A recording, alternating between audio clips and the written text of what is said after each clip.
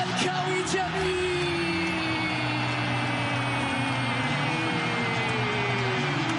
يا زمالك يا مدرسة، لعب وفن وهندسة. بسم الله الرحمن الرحيم. اهلا وسهلا بكم جماهير نادي الزمالك، فيديو جديد على قناتكم قناة الكرة الزمالك. معكم سامي حسن، والفيديو بتاعنا النهارده هنتكلم عن خسارة الزمالك من دجلة، والناس زعلانة ومواقع السوشيال ميديا مليانة هجوم وكلام تقيل. بس السؤال الحقيقي بقى، هل فعلا الزمالك خرج من المنافسة؟ تعالوا نشوف الصورة كاملة ونفهم احنا فين ورايحين على فين. أول حاجة ترتيب الدوري المصري بعد الجولة الخامسة. بص معايا كده على جدول الترتيب الدوري المصري بعد 5 جولات. المركز الأول المصري البورسعيدي 11 نقطة، الزمالك تاني ب10 نقاط، مودرن سبورت تالت ب10 نقاط، بتروجيت رابع ب9 نقاط، بيراميدز خامس ب8 نقاط، انبي سادس ب8 نقاط، الأهلي ال13 ب5 نقاط. بس الأهلي فاضل له مواجهة لأنه لعب ماتش أقل من الفرقة دي. طب يعني إيه الكلام ده يا جماعة؟ يعني الزمالك نقطة واحدة بس تفرقه عن الصدارة. حوالين المنافسين اللي حوالينا مش طايرين، بالعكس كلهم تحتنا. يعني الزمالك في المركز الثاني، وبيراميدز في المركز الخامس، الاهلي في المركز ال13 ب5 نقط ولسه له مباراة.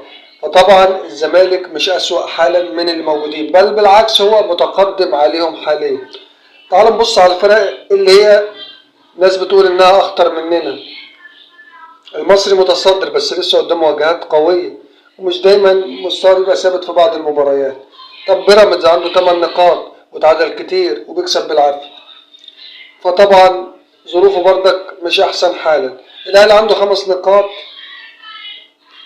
بس خسر ماتش وتعادل ماتشين، مركزه ال13 بس هو لسه له مباراة مؤجلة. فببساطة كده احنا في الصورة ولسه لحد دلوقتي نعتبر في الصدارة، مش بعيد عن الصدارة. نيجي للماتش اللي جاي، الزمالك والمصري، ماتش بس ب6 نقاط. اللي جاي دلوقتي هو الأهم. المباراة دي هتكون يوم السبت 13 سبتمبر، الزمالك والمصري على استاد برج العرب، هتكون الساعة 8 مساء.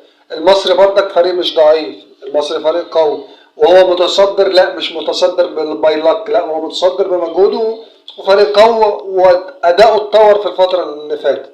الماتش ده مش ب3 نقط وبس، ده فرصة نعيدهم ونرجع الصدارة تاني، فرصة نثبت إن اللي حصل قدام دجلة كان كبوة مش سقوط لنادي الزمالك. بص بقى يا زملكاوي، احنا أكتر جمهور شاف ظروف صعبة ووقف مع فريقه. فاكرين 2020؟ فاكرين موسم اللعيبة الشباب لما رجعنا وكسبنا دوري وكاس وسوبر؟ دلوقتي مش وقت نجلد أنفسنا، مفيش وقت ننسحب ونقول خلاص. اللعبة محتاجة تشجيع، والجهاز محتاج طاقة من المدرجات. عايزين الفريق كلنا نقف ورا الفريق. في اخطاء كتيره من المدير الفني يانيك فيريرا، وسلبيه من بعض اللعيبه، واداء مش متوقع، وفي لعيبه مستهتره من الاخر عشان ما نضحكش على نفسنا. بص بقى، اللي عايز يدي نديله، واللي عايز ينام ينام ويبقى بره، واللي عايز يبذل مجهود نحطه في التشكيل الاساسي. الدوري لسه طويل والماتشات لسه كتير، بس بدايه العوده هتبدا من ماتش المصري ان شاء الله.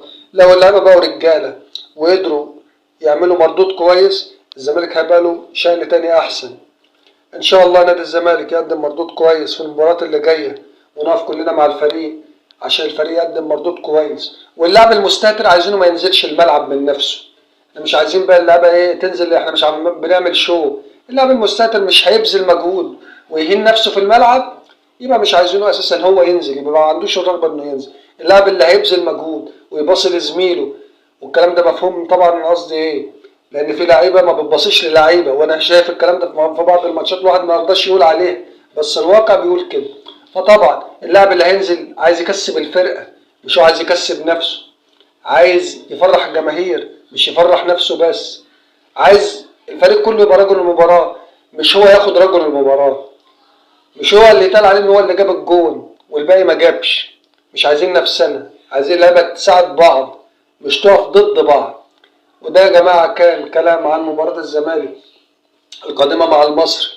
إن شاء الله نادي الزمالك يقدم مردود كويس، ونقف كلنا ورا الفريق والجماهير تدعم، وإن شاء الله نادي الزمالك يكون بخير. نشكركم على حسن المتابعة، والسلام عليكم ورحمة الله وبركاته.